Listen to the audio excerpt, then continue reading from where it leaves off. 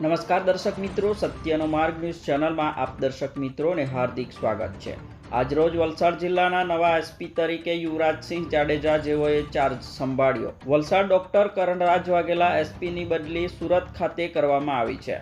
Doctor Karanraj વાઘેલાને Surat ખાતે ડીસીપીનો કારભાર સોંપાયો। બુધવારે police staff દ્વારા તેમનો વિદાય સમારોહ સંપન્ન કરાયો હતો। વલસાડ જિલ્લાના નવા એસપી તરીકે યુવરાજસિંહ જાડેજાએ ચાર્જ સંભાળ્યો।